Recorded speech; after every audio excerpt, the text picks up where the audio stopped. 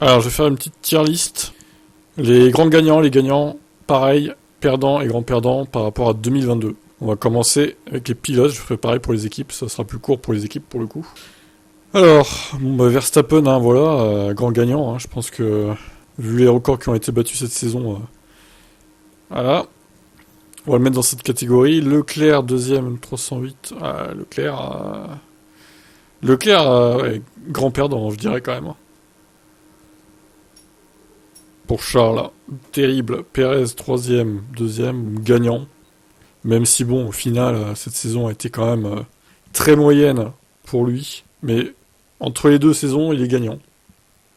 Russell, bah, c'est un grand perdant aussi, hein. Tu passes de quatrième à huitième, pour moi, grand perdant. Allez, Georges, dans la catégorie des grands perdants, des losers énormes. Sainz passe de cinquième à septième. Perdant. Hamilton, il passe de sixième à troisième grand gagnant, je dirais. Allez.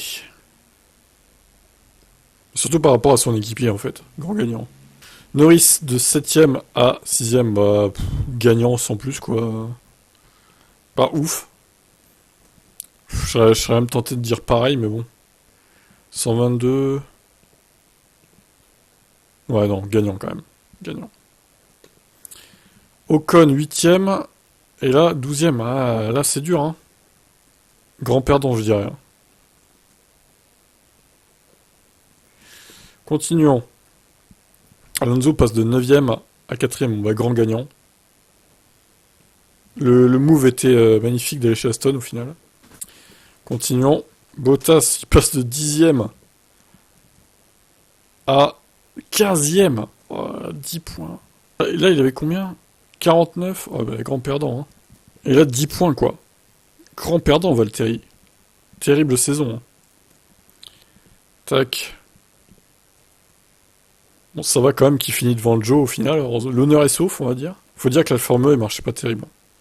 Donc Ricciardo, bon, lui, c'est dur à dire, hein. Franchement, vu le nombre de courses qu'il a fait en 2023, je sais pas trop le mettre, hein, en vrai. D'un côté, il est gagnant parce qu'il revient à la fin alors que c'était un peu improbable, mais d'un côté, vu les résultats qu'il a montrés, bah, je vais mettre pareil, en fait, hein. On va le mettre non pareil. Dur à juger. Bon, Vettel n'est plus là. Magnussen, 13e, 19e. Grand perdant aussi. C'est dur de mettre toute chose. Gasly, P14, et là, P11, gagnant. Il gagne Pierre Gasly. Stroll, P15, et là, P10. Ouais, gagnant aussi, hein, mais bon, aidé par sa voiture, on va dire. Après, il a fait une meilleure saison que 2022. Même si c'était pas la folie, Mick Schumacher n'est plus là. Tsunoda 17ème. Maintenant 14ème. Combien de points? 12. Ouais, bon, gagnant, allez. Au final, il n'y a pas beaucoup de monde dans pareil, hein.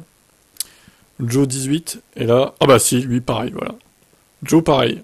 6 et 6. Mais exactement pareil. Alors là, on peut pas... On peut pas mettre autre chose, hein, je crois. Allez, go. Il rejoint Ricardo. Albon 19. Et là, bah, il est gagnant, Albon, hein, quand même. 13ème.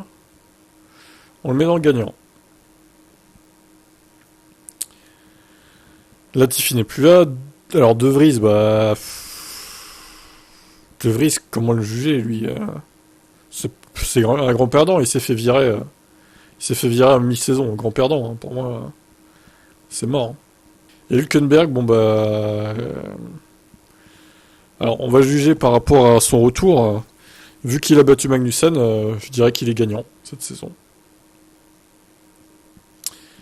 Alors Sargent, ce sont les deux rookies, Piastri et Sargent. Bah, je pense quand même que Piastri a fait une très bonne saison.